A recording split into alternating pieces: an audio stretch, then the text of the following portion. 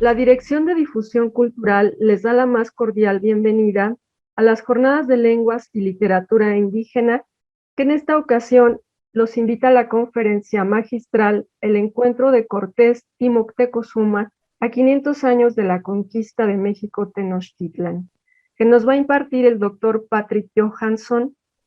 Bienvenido, doctor Patrick Johansson. Muchas gracias por aceptar la invitación. Gracias a ustedes. Muy buenos días, buenas tardes o buenas noches, según la longitud en la que se encuentran. Voy a compartirles un resumen curricular de la extensa y brillante trayectoria del doctor Patrick Johansson. El doctor Patrick Johansson es licenciado en Letras y maestro en Literatura Comparada por la Universidad de Burdeos y obtuvo el grado de doctor en Letras por la Universidad de la Sorbona de París. Los intereses científicos del doctor Johansson pueden englobarse en 4 líneas de investigación: la muerte en el mundo náhuatl prehispánico, la literatura náhuatl prehispánica, la literatura indígena e indigenista y la semiología de la imagen en los códices náhuatl. En 2010 ingresó a la Academia Mexicana de la Lengua. A partir de octubre de ese año es miembro de la Real Academia Española. En 2014 obtuvo la Cátedra Lingüística Eustaquio Buelna, otorgada por el Colegio de Sinaloa, y en 2019 el Comité Científico del Instituto Pluridisciplinario para los Estudios para las Américas le otorgó la Cátedra América Latina 2019-2020 de la Universidad de Toulouse de Jean Jaurès. Actualmente realiza la aplicación para iPad denominada Netzahualcóyotl, desarrollada por el Consejo Nacional para la Cultura y las Artes y de la cual es curador. Fue reconocida en 2014 como la aplicación con mejor contenido cultural del mundo por la Red Bull Summit Award Mobile. Ha sido merecedor de la presea de Puztlacloli 1994, otorgada por la Academia de Historia Regional de Texcoco, y del primer Juchimán de Plata en 1998, por parte de la Asociación Civil Juchimanes de Plata del Estado de Tabasco, ambos en reconocimiento a su labor como investigador del mundo precolombino. En 2002, la Universidad de Toulouse lo distinguió con la Cátedra de Estudios Mexicanos, y en 2006 el Instituto de Altos Estudios de la América Latina de la Sorbona de París le otorgó la Cátedra Alfonso Reyes, mientras que en 2003 y 2004 la UNAM le concedió la Cátedra Miguel León Portilla. En el año 2013, el Comité Mexicano de Ciencias Históricas premió su artículo Mictlanzotlilisli, la muerte como punición o rendición de una falta, publicado en 2010 en la Revista de Estudios de Cultura Náhuatl. Y en 2020 recibió el premio Universidad Nacional en el área de investigación en Humanidades, otorgado por la Universidad Autónoma de México. Pues muchas felicidades, querido doctor Johansson, por ese reconocimiento. Y pues le cedo la palabra. Muchas gracias, Ana Luisa. Reitero los buenos días, buenas tardes y buenas noches, según la longitud en la que se encuentran. Me da muchísimo gusto, agradezco asimismo la invitación para impartir esta conferencia magistral. Estamos en un contexto de efemérides muy importante, ¿no? Estamos este año, este mes precisamente, recordando de una manera u otra la caída del Imperio Mexica con la rendición de Cuauhtémoc el 13 de agosto de 1521. Yo creo que por esta razón es importante recordar también no solamente esta caída del Imperio Mexica, pero también lo que dio, digamos, comienzo a toda esta gesta, el encuentro, digamos, la llegada de los españoles a costas mexicanas en 1500, bueno, primero que de manera muy tangencial, en 1517 con la llegada de Francisco Hernández de Córdoba, luego en 1518 con Juan de Grijalva, y por fin en 1519 con la llegada de Cortés, primero a costas mayenses y luego, digo, a Veracruz, y lo que vamos a ver precisamente hoy este encuentro importantísimo entre Cortés y Moctezuma, ¿no? Muy bien, pues el encuentro de Cortés y Moctezuma fue, digamos, un elemento importantísimo, puesto que tenemos, digamos, un encuentro de dos mundos. Aquí yo creo que quiero regresar un poco en el tiempo con la llegada tangencial de los, digamos, de las expediciones de Francisco Hernández de Córdoba, como lo decía en 1517, y también medio tangencial la de Juan de Grijalva en 1518. Con Cortés en 1519, la entrada y la penetración en el territorio mexicano viene, digamos, todo eso va a conducir al encuentro entre el Huey Tlactoani de México, Tenochtitlan, y el conquistador.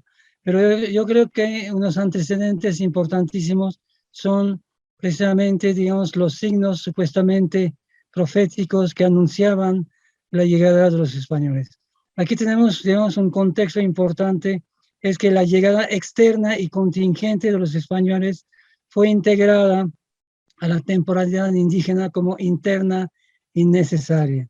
Se realizó una exhumación retrospectiva de presagios y profecías que daban cuenta de lo que ocurría y auguraban el fin ineludible del imperio mexica. Aquí este punto me parece importante porque los españoles venían de fuera y podrían nunca haber llegado. Pero para el mundo indígena, el mundo que se sitúa, lo que vamos a ver después, en un contexto filosófico de inmanencia, digamos, la llegada de los españoles tenía que haber sido prevista. Entonces la tenían ellos que integrar a su mundo, a su espacio-tiempo, a su temporalidad propia, porque todo tenía que ser interno y necesario, todo tenía que surgir de ese mundo. Entonces, yo pongo exhumaron, evidentemente, porque había profecías y presagios, pero digamos, como cualquier presagio o profecía, no estaban claramente definidos. Y cuando ya están aquí presentes los españoles, pues entonces hay una mirada retrospectiva hacia el pasado y que, digamos, le confiere un sentido a los presagios. Tetzahuitl son los presagios, aquí ven uno de ellos, la Cihuacóatl, que estaba llorando por sus hijos, y aquí lo leo un poco en náhuatl, en Ayamo Wallace en español es Ocmatral Shiwit, Centlamantli Tetzahuitl, Achtones Ilhuicatitech, Yuki Intlemiyawat, Yuki Intlecuetzalot, Yuki Tlahuizcalli. Antes de que llegaran los españoles, 10 años antes, un primer presagio apareció en el cielo, como una espiga de fuego, como una flama, como la luz de un amanecer. Aquí vemos que todo lo que ocurre, todo lo muy importante, como el sol que nace cada día, lo que viene, lo que aparece en el oriente, es importantísimo. Entonces, el hecho de que que llegaran los españoles en el este, era también portentoso. Ahora bien, como ustedes lo saben, como es bien sabido, el hecho de que llegara en un año Seacat, uno caña, parte del nombre Seacat Topiltzin Quetzalcóatl, de Quetzalcóatl en este caso, y una supuesta promesa de que regresaría en este año, pues esta convergencia, esta coincidencia hizo que, digamos, la interpretación de los presagios fuera todavía más importante para Moctezuma. Moctezuma senta que Motetzahui, inihua que mixtac sisitlaltin, yukin ma akame moquequetzihuitze, tepeutihuitze, moyauchi chiutihuitze, que mahama mamasa. Para Moctezuma fue un presagio cuando vio estrellas y que unas personas que venían erguidas, que venían conquistando, que venían ataviadas para la guerra, las cargaban venados.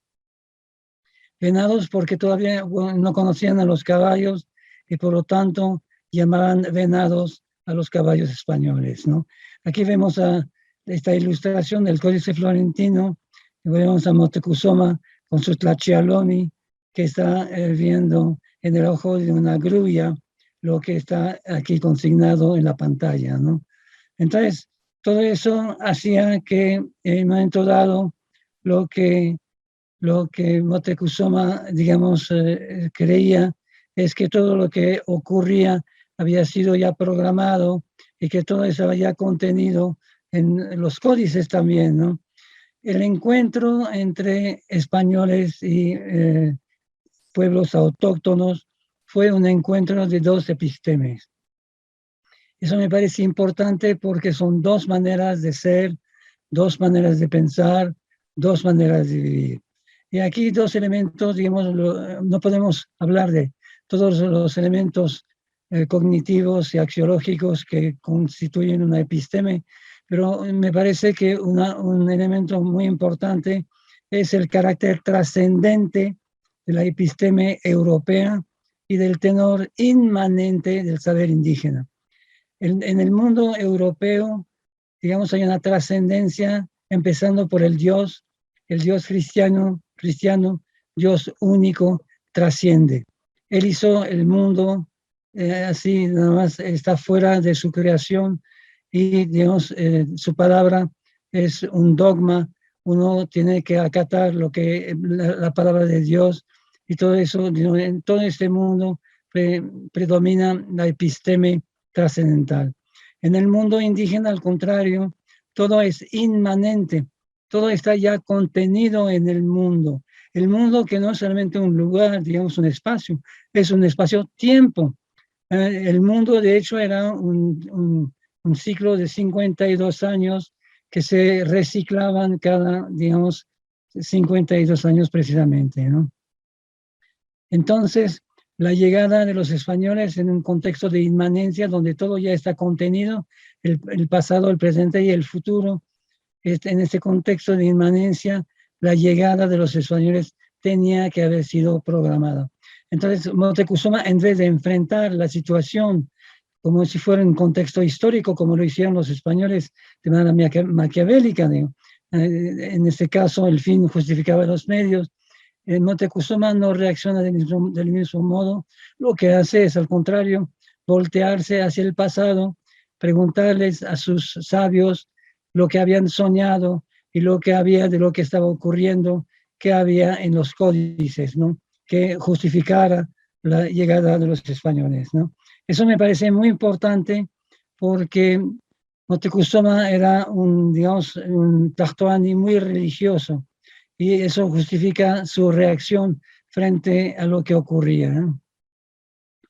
Aquí tenemos la descripción que dieron los informantes que elaboraron con los españoles para la elaboración del Códice Mendocino. Tenemos una descripción de Moctezuma.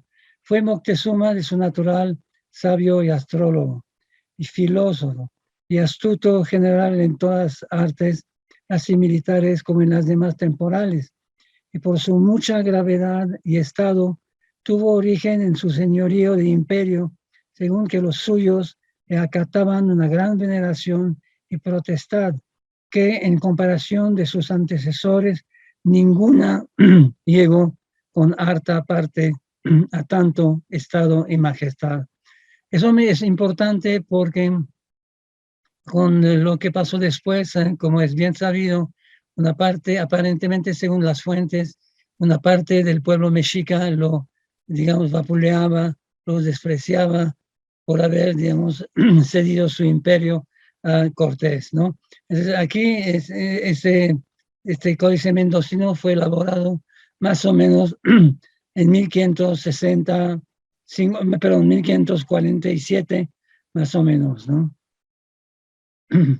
El avance español, conforme avanzaban, estaba muy angustiado Moctezuma, porque aquí dice el texto, Ausan Niman Yoyi Joaquite Motiwitze Moctezuma, que no mi cuishtel pochli, cuishi loco coquichte, cuish huehue, cuishi la chilcalwilia, y huehue tlamati, cuishi huehue tlacat, cuishi guaistac.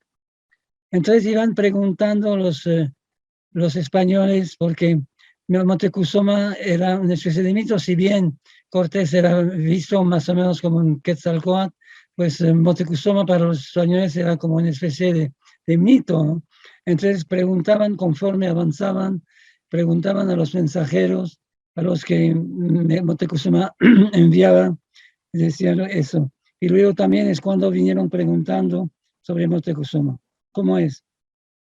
es joven, es ya un hombre maduro, es viejo, es ya de edad avanzada, es ya un anciano sabio, es ya persona vieja, tiene ya el cabello blanco.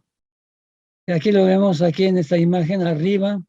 Estamos viendo a los españoles que están preguntando a un informante, bueno, un mensajero, cómo era Moctezuma. Y en la parte de abajo, algo muy interesante, porque Moctezuma, cuando recibe a los mensajeros que había mandado a la costa, pues no quería escuchar lo que el mensaje que traían en su palacio, sino que mandaba a los mensajeros a la Coacalco, a la casa de la serpiente, que de hecho es la casa de los cuates, Coatla, de los cuates, donde los mexicas encerraban a los dioses de los pueblos que habían vencido. Entonces, estos pueblos vencidos se habían vuelto digamos, auxiliares dentro de todo este contexto. Y aquí un punto muy importante que muestra la importancia de la inmanencia, ¿no? Es interesante ver que para Moctezuma el hecho de oír el mensaje que traían los mensajeros, oírlos dentro del Coacalco, dentro de este espacio, podía incidir sobre el contenido de los mensajes, lo que para el mundo occidental no tiene sentido, ¿no? Si escucho yo el mensaje aquí o afuera, es igual, ¿no?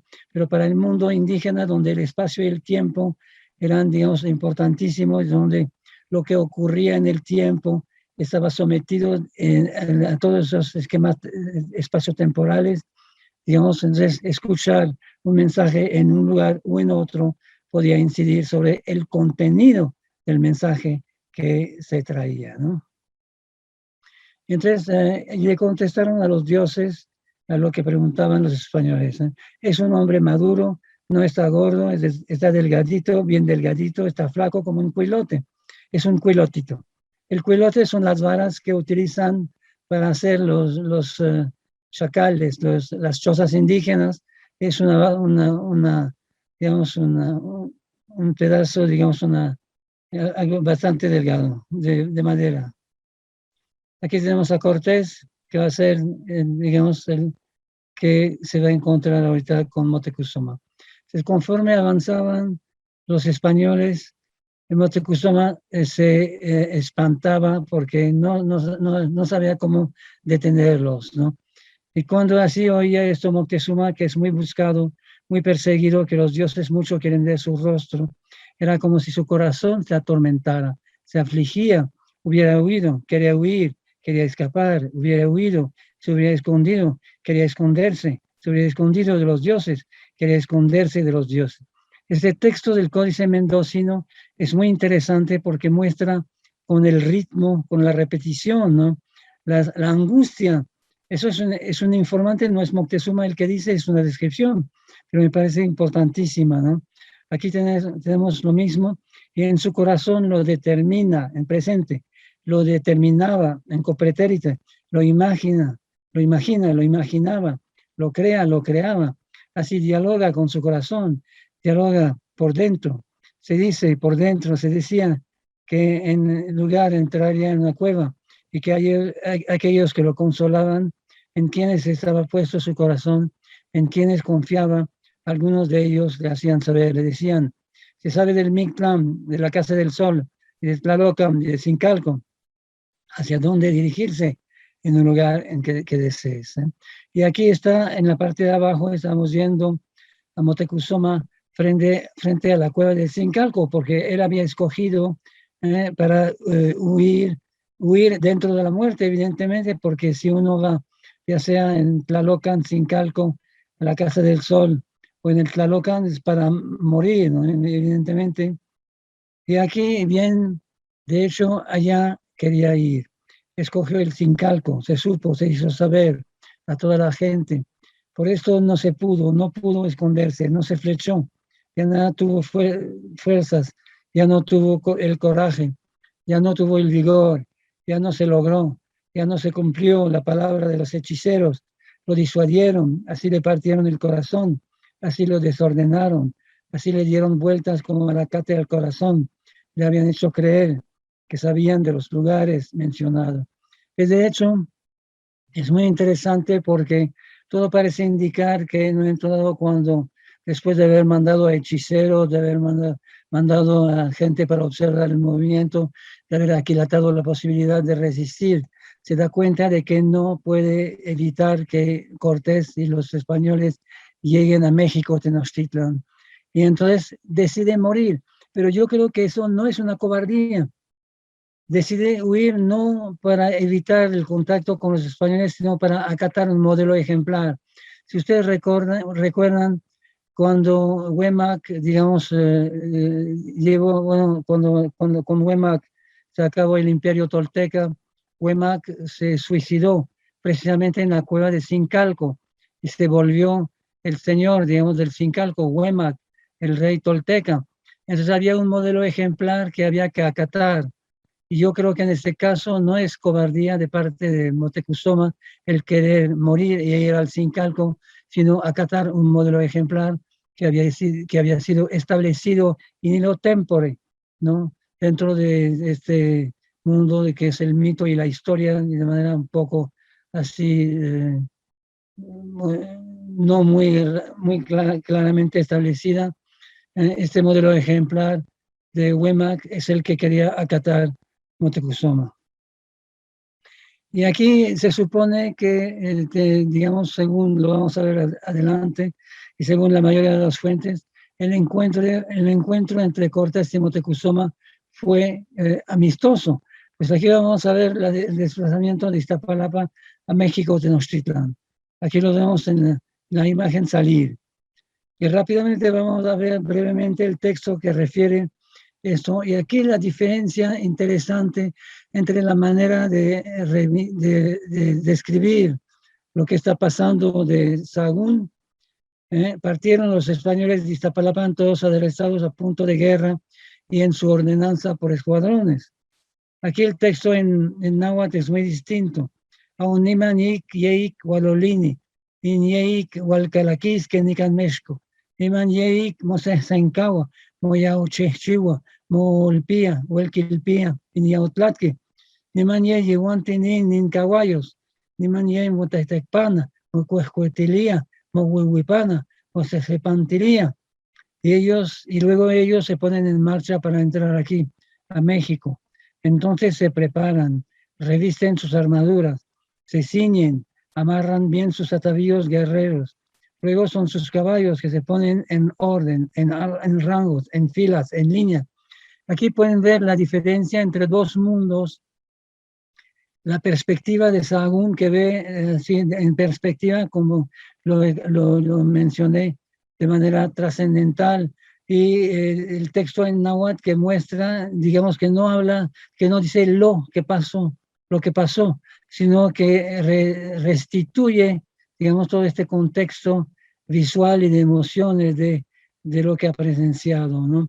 El informante en este caso recrea la situación, él sintió, vio, se conmovió, se emocionó y quiere compartir, digamos, con él que escucha o lee, en este caso, lo que está aduciendo, tener la misma emoción que él tuvo cuando presenció lo que estaba ocurriendo, ¿no?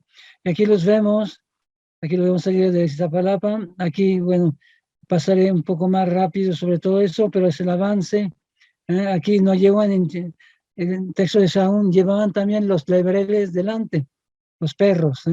El texto de náhuatl no llevan en chichime, en ishuinwan, yacatihuitze, tlahtlanecutihuitze, nehnexiutihuitze, nehnexiutihuitze. Y también los perros, sus perros vienen adelante, van oliendo, todo, jadean, están sin aliento. Aquí pueden ver de la manera también muy especial de recrear una situación. Aquí, a diferencia de Sahagún, que dice, llevaban también los lebreles delante, que digamos es lo que describe. En el texto en náhuatl tenemos la recreación, realmente estamos viendo a los chichime, dos nombres para perros, ¿no? Chichi y Squintly, que iban adelante y que estaban oliendo, que estaban jadeando. Uno está jadeando cuando uno lee la palabra, inclusive.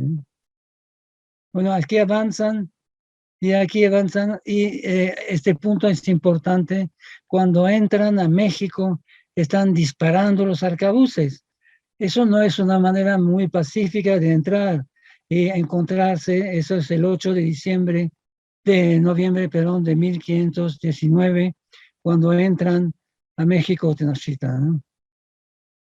Y cuando ya entraron en el Gran Palacio, en el lugar de gobierno, dispararon varias veces los arcabuces, retumban, se abren, echan chispa, hacen estruendos, y el humo se extiende, se difunde, el humo se va extendiendo, anochece por el humo se esparce, el humo se expande, provoca náuseas, embriaga, marea.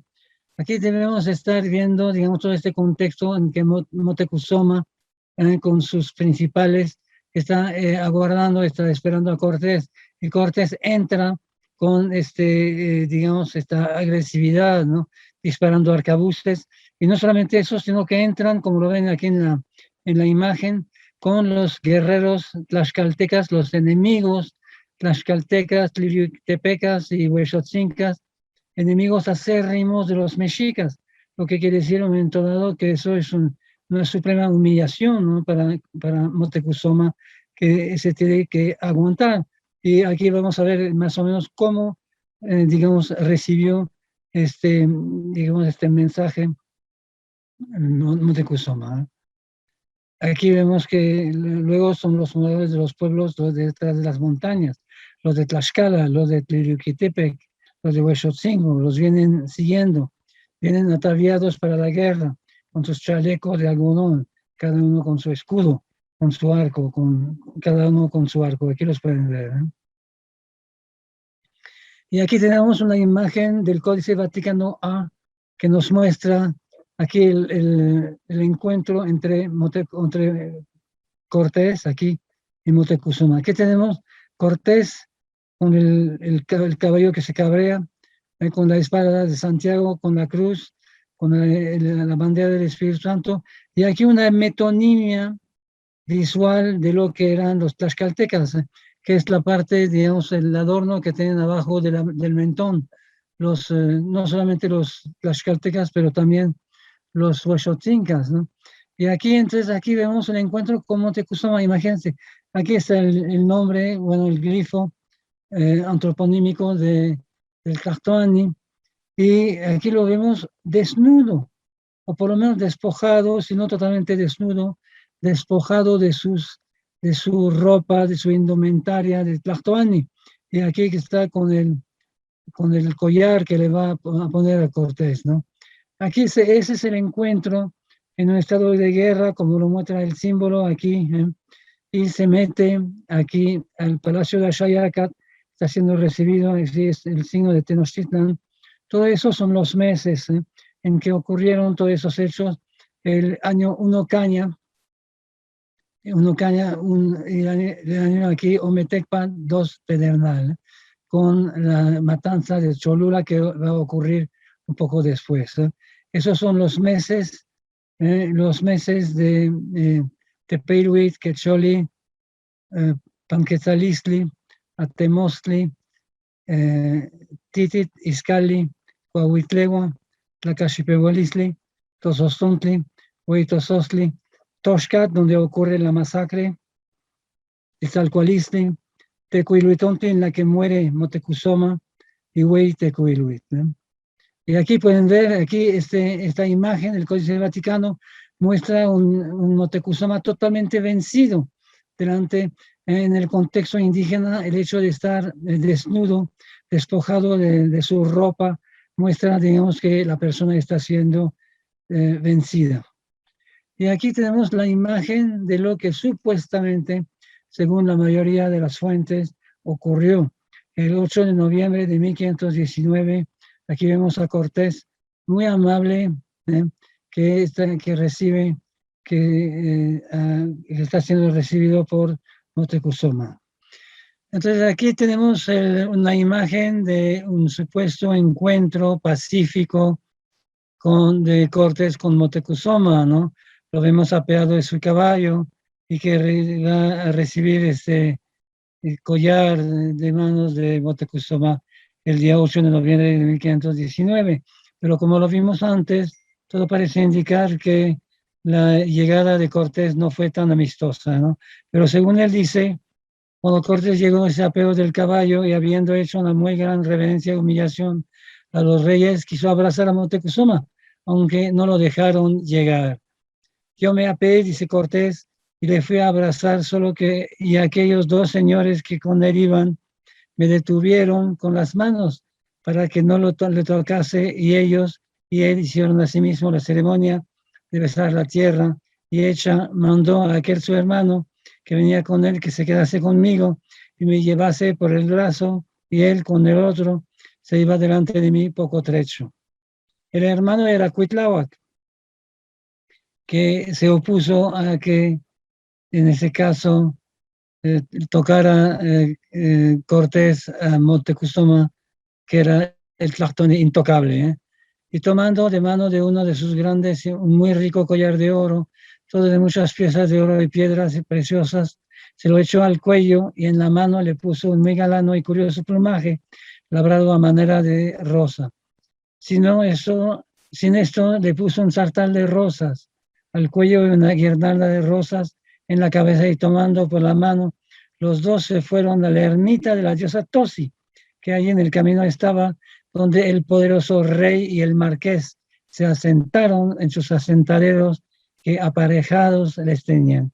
Aquí es muy importante porque la ermita, como lo dicen aquí, es el templo de la diosa Tosi, la diosa precisamente que amparaba el año C Caña 1 Acatlán.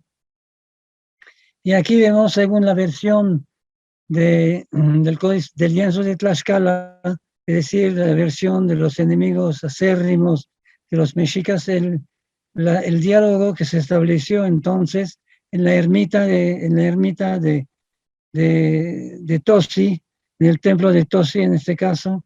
Vemos que llegaron, eso es el templo, vemos a Cortés y doña Marina, y se supone que que Moctezuma está aquí sentado, pero aquí lo curioso es que tiene toda la parafernalia del poder de Tlaxcala. No tiene el Xuhuitzoli de los mexicas, sino digamos la corona que ciñe la cabeza de los tlaxcaltecas, lo que me parece una suma violencia en esta imagen, puesto que imponen a Moctezuma la parafernalia del poder tlaxcalteca. Y aquí vemos el diálogo, una justa dialógica, después de un intento fallido de huir hacia el Sincalco, es decir, de suicidarse y de haber hecho todo lo que podía para detener el avance de los españoles, viendo que su llegada a México Tenochtitlan era ineluctable, Moctezuma se preparaba para un último combate, una justa dialógica que se establecería en el primer encuentro. El diálogo, tal y como lo concebían los antiguos nahuas en ciertos contextos, tenía como objeto una transformación mutua de los estados mentales respectivos de los interlocutores, de sus convicciones, de sus intenciones, de sus valores y de sus sentimientos y emociones. Las palabras eran armas y la destreza en el uso del lenguaje era un atributo esencial de nobles, guerreros y gobernantes, tanto como la valentía. Y aquí, según el Códice Florentino, es el diálogo entre Cortés y Moctezuma. Cortés dice, Huishamote, yete in Moctezuma. Y Moctezuma respondió, Ka Kemaka, Kanewat. ¿Acaso no eres tú? ¿Acaso no eres tú él? Tú, ¿eres tú, Moctezuma? Sí, así es, yo soy. Aquí el diálogo me parece muy interesante porque el diálogo aquí muestra, digamos, un ritmo. No se sabe exactamente si dijeron esto porque estos diálogos, digamos, se supone que un informante estuvo presente en esta circunstancia y que unos 30 años después narró lo que había presenciado a Sahagún, que lo transcribió en el Códice Florentino. Pero aquí muestra realmente un asombro de Cortés delante de Moctezuma. Y aquí el porqué sería esto. Lo que había dicho es que Cortés en un momento dado consideraba a Moctezuma como una especie de mito. Y esas palabras de la segunda carta de relación de Cortés lo confirman. Se supone que Moctezuma hubiera dicho, según Cortés, las casas ya las veis, que son de piedra, cal y tierra. Entonces alzó las vestiduras y mostró el cuerpo, diciendo, a mí me veis aquí que soy de carne y hueso, como vos y como cada uno, y que soy mortal y palpable. Y haciendo él con sus manos de los brazos y del cuerpo, ved cómo os han mentido. Verdad es que yo tengo algunas cosas de oro que me han quedado de mis abuelos. Todo lo que yo tuviere tenéis cada vez que vos lo quisieredes. Y me voy a otras casas donde vivo. Aquí seréis provisto de todas las cosas necesarias para vos y para vuestra gente. Y no recibáis pena alguna, pues estáis en vuestra casa y naturaleza. Aquí hay dos cosas. Primero, bueno, es que Moctezuma sabía, digamos, lo que Cortés pensaba de él, porque sabía que lo consideraba como una especie de personaje mítico que no era de cuerpo y de carne y hueso, ¿no? Y la segunda cosa es que cede de manera muy clara su reino a Cortés, ¿eh? Eso es lo que dijo después Moctezuma a Cortés: Señor, te has cansado, te has fatigado, llegaste a la tierra, llegaste a gobernar a tu agua, a tu monte, México. Viniste a sentarte en tu petate, en tu equipal, en el cual durante un breve tiempo he guardado para ti, he cuidado para ti. Porque ya se fueron tus progenitores, tus gobernantes, Iscoat, el viejo Moctezuma, Shayaca, Tizo, Cahuizot, que por un breve tiempo vinieron a guardar para ti, a gobernar para ti el agua, el cerro, México.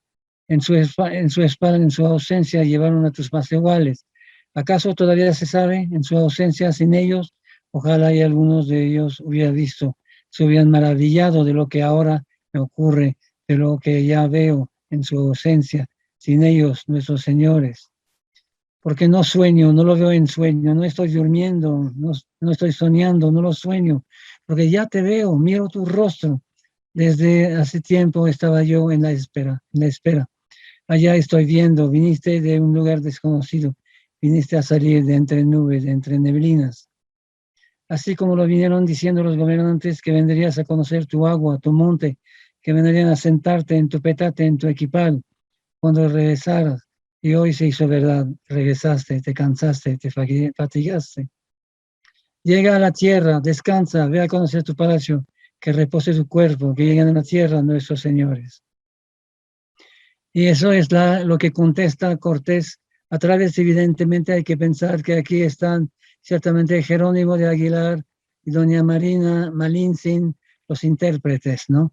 Y dice supuestamente Cortés que el corazón de Moctezuma se tranquilice, que no tenga miedo, porque mucho lo queremos, porque ahora se satisface nuestro corazón, porque lo conocemos, porque lo escuchamos, porque desde siempre lo queríamos ver su rostro, queremos mirar su rostro. Y eso lo vimos cuando llegamos a su casa a México. Tranquilamente él escuchara nuestra palabra. Entonces, se supone que ese encuentro fue amistoso y que en un momento dado Moctezuma, algunos dicen por cobardía, otros que porque no podía hacer otra cosa, tuvo que ceder su reino a Cortés, ¿no? Y aquí tenemos una imagen, la misma imagen que consideramos antes, pero aquí vamos a ver que tenemos elementos muy interesantes. Se supone que, como le decíamos, que se entraron en la ermita, es decir, en el templo de Tosi.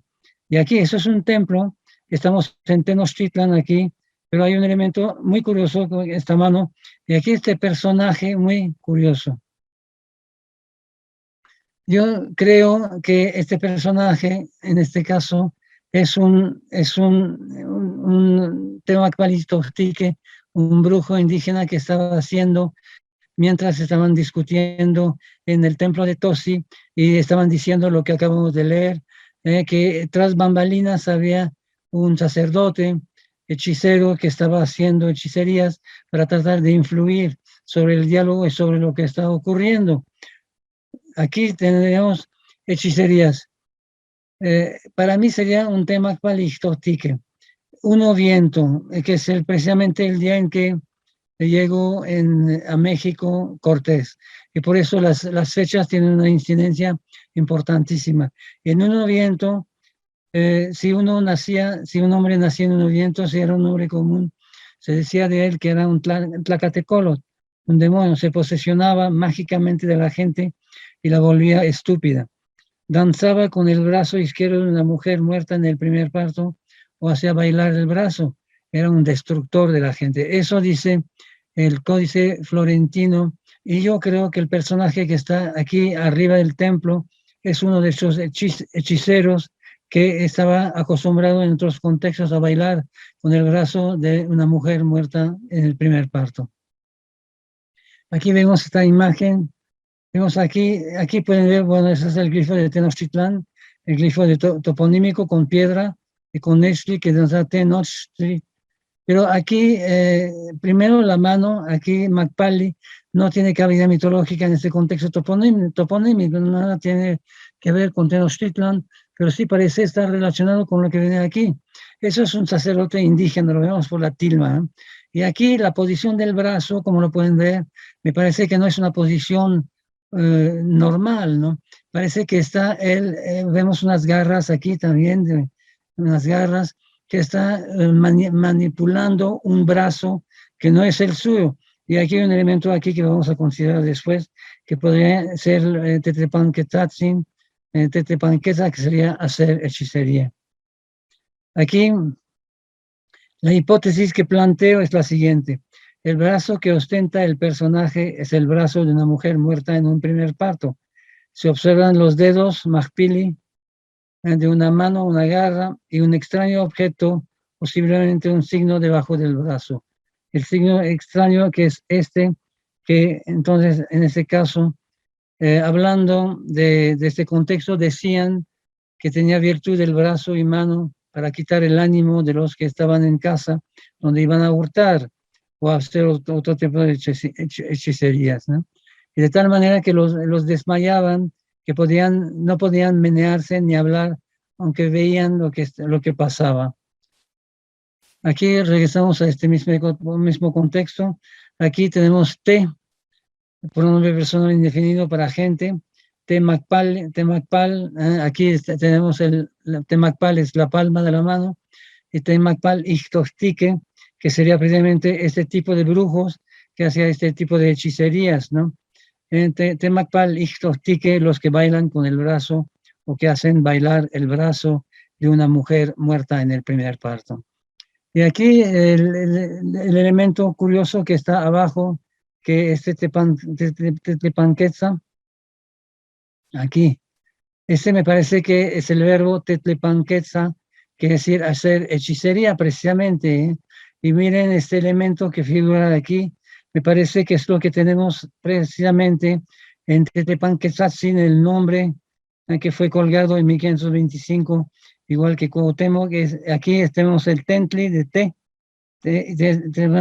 Tlepanquetza, sería este elemento que se parece al que tenemos aquí a la vista, ¿no? Entonces aquí tenemos Tetlepanquetza, hechizar, Tentli boca. Tetlepanquetzatzin, el nombre del rey de Tlacopan, que fue colgado igual que Cuauhtémoc cuando Cortés se fue a las Cibueras, en Hueymolan. Y aquí tenemos en el nombre, en el antropónimo de Tetlepanquetzatzin, precisamente sería el que hechiza en ese caso, ¿no? Entonces, según me parece, podríamos tener aquí, cuando estaban discutiendo, ¿no? Estaban entonces este personaje aquí, tras bambalinas, lo digo porque no lo estaban viendo, estaban haciendo hechicerías para tratar de incidir sobre lo que estaba ocurriendo en ese momento. Por otra parte, yo creo que en términos de tiempo, lo que quiso hacer es, en un momento dado, Moctezuma, es tratar de monitorear la llegada de los españoles para que llegaran en un tiempo propicio. Como lo señalé al principio, todo, digamos, un acontecimiento ocurría en circunstancias espaciotemporales específicas, pero a su vez el momento en que llegaba, que ocurría algo, podía incidir sobre eso. Un ejemplo muy claro es cuando los mercaderes que regresaban de expediciones mercantiles regresaban a México, esperaban en Tuxtepec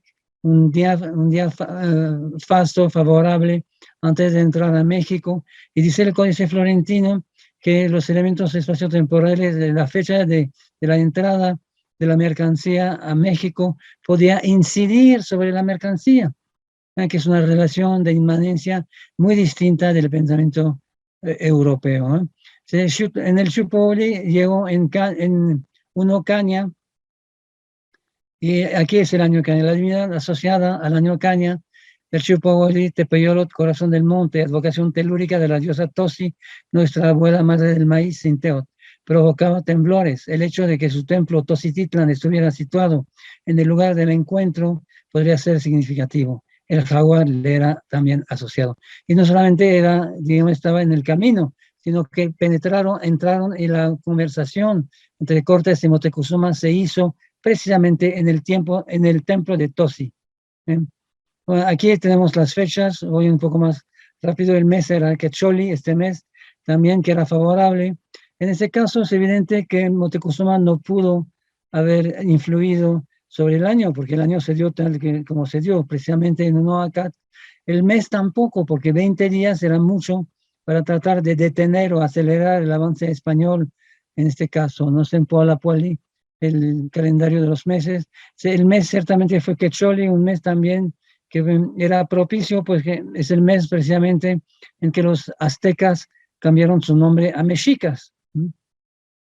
Pero la trecena sí, yo creo que la trecena sí podía ser algo sobre lo cual podía incidir. 13 días podían monitorear la llegada de los españoles. Aquí tenemos el tonal Powali correspondiente al año 1, el CEGECAT, 1 viento, 1 aire. Se supone que según el calendario mexica corresponde a la fecha 8 de noviembre de 1519. Entonces aquí tenemos la trecena en la cual ciertamente trataba, digamos, de llegar, en este caso no habría sido Ejecat, ciertamente, pero Nahui Ejecat, el Chignahui, 9 viento. Aquí tenemos la trecena con un ocelot, con Nahui Olin, 4 movimientos. Era una trecena muy favorable para Moctezuma y es probable que haya tratado aquí vemos también la fecha 9 Ejecat, que me parece que es la fecha en que llegó Cortés, en este caso, o que Moctezuma quería que llegara Cortés a México de Tenochtitlán. Aquí vemos que la trecena 1 ocelot, 1 jaguar, amocuali tonali, tecuantonali, signo malo, no bueno, signo de las fieras. Usan wey kisaya, inaka tiacao, amo una macaya, Inihuian, Hualnemía y Tlalticpan. Y así se volvía grande como guerrero valiente. El que nacía en esta fecha no se vendía, vivía tranquilo en la tierra. Y 4 movimientos entraba como signo tonal, así dicen que es el tonal del sol. Muchos lo veneraban Moctezuma. Cuando llegaba 4 movimientos, decapitaban codornices, ofrendaban fuego delante de la imagen de Tonatiuh. Delante de él disponían lo que se llama el penacho de llamas con rayos solares, y al mediodía cautivos morían, eran sacrificados. 4 movimientos viene en la trecena Ocelot, aquí también. 7 Chicomechochit, los pintores veneraban mucho este signo y le eran devotos. El 7º día de las trecenas era también importante, en este caso de 1 Ocelot, el 7º día era Chicomechochit, 7 flor, fecha en la que se celebraba el maíz Sintli. Recordemos que Moctezuma, al querer morir, había escogido el Sincalco, la casa del maíz. El día 9, Ejecat, 9 vientos, día con carga cronomántica favorable en el contexto considerado era el día anterior. 9 Ejecat, 9 vientos o 10 cal y 10 casas podrían haber correspondido a la fecha 8 de noviembre también, 1519. Es posible que Moctezuma no haya logrado que este encuentro fuera el día óptimo, 9 Ejecat, 9 viento, de la trecena 1 Ocelot, 1 jaguar. Los determinismos astrológicos de esa trecena, sin embargo, le eran favorables. Aquí vemos la imagen de Nahui Ejecat, aquí, que era la que era favorable para la llegada de Cortés, para el diálogo que siguió. Aquí, entonces, hay un elemento también importante en esta fecha, es que luego allá una persona parió en la peregrinación de los aztecas, la mujer que está en Moyahuatzin parió a su hijo Consalan en la fecha 9 aire. Me parece que esta fecha también era importantísima para los mexicas. 13 Miquisli, también 13 muerte, era una fecha importantísima. El 13º día de una trecena representaba la culminación de lo que entrañaba la cronología de dicho periodo temporal. Era como el cascabel de una serpiente, cuya cabeza era el primer día. En este caso, la cabeza, un ocelot, era el jaguar, y la cola, el cascabel 13 Miquisli, la muerte. Producto cronológico de la trecena, muerte deseada para el mismo o para el enemigo. Aquí vemos que arrestan después, quizás digamos, porque los tlaxcaltecas denunciaron a Moctezuma con los españoles diciendo que estaba tratando de hacer todo este tipo de hechicería y de manipular el tiempo para todo eso, para provecho propio, ¿no? Aquí le pusieron grilletes. Consideraciones finales. El diálogo, tal y como aparece en el libro 12 del Códice Florentino, fue reelaborado posteriormente, con base en lo que había ocurrido realmente, pero en función de normas propias del género discursivo al que pertenecía, y para que quedara como que este testimonio formal de la bienvenida cordial que Moctezuma le hubiera dado a Cortés, y que de hecho que le cedía su reino. No quedan en el palimpsesto del texto huellas de lo que podría haber sido un intercambio más recio de palabras. Cuando ocurre el encuentro, Moctezuma está convencido de que Cortés no es Quetzalcóatl. Sus mensajeros le informan puntualmente y además se enteró de que los españoles lo consideran como un ser casi mítico. Según lo afirma Cortés en su segunda carta de relación, Moctezuma habría dicho que la ciudad es de piedra, cal y tierra, no de oro, y él de carne y hueso, que lo habían engañado. Es probable que Moctezuma haya tratado de monitorear el avance español para que el encuentro se situara en un periodo astrológicamente favorable de la temporalidad indígena. Las distintas maniobras secretas de Moctezuma, denunciadas quizás por espías de los tlaxcaltecas, y llevaron a Cortés a encerrarlo poco después del encuentro, si no es que lo había maquiavélicamente planeado. El hecho de que haya tolerado que los enemigos tlaxcaltecas penetraran en la ciudad muestra que Moctezuma se consideraba ya como vencido.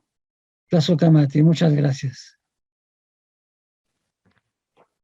Muchas gracias, doctor Patrick Johansson, por su invaluable participación en estas jornadas de lenguas y literatura indígena de nuestro instituto. Y pues los vamos a invitar a seguir la programación de la Dirección de Difusión Cultural a través de las redes de Twitter, Instagram y de Facebook. Y pues muchas gracias. Lo escuchamos, doctor, si usted quisiera despedirse de nosotros. Pues muchas gracias y espero que en esta fecha muy importante de esta efeméride de los 500 años de la toma, de la rendición de Cuauhtémoc, de la caída del Imperio Mexica, pues esta conferencia ayude un poco a entender mejor este encuentro, no solamente entre Cortés y Moctezuma, sino entre, digamos, el mundo europeo, los españoles y el mundo indígena. Pues muchísimas gracias. En efecto, se trata de eso, de contribuir a esta generación de esta cultura, de la comprensión de este encuentro entre estos dos mundos. Y pues otra vez muy agradecidos, doctor, por su participación. Gracias a ustedes. Contar con su presencia en otro momento. Y pues nos vemos, muchas gracias, hasta la próxima.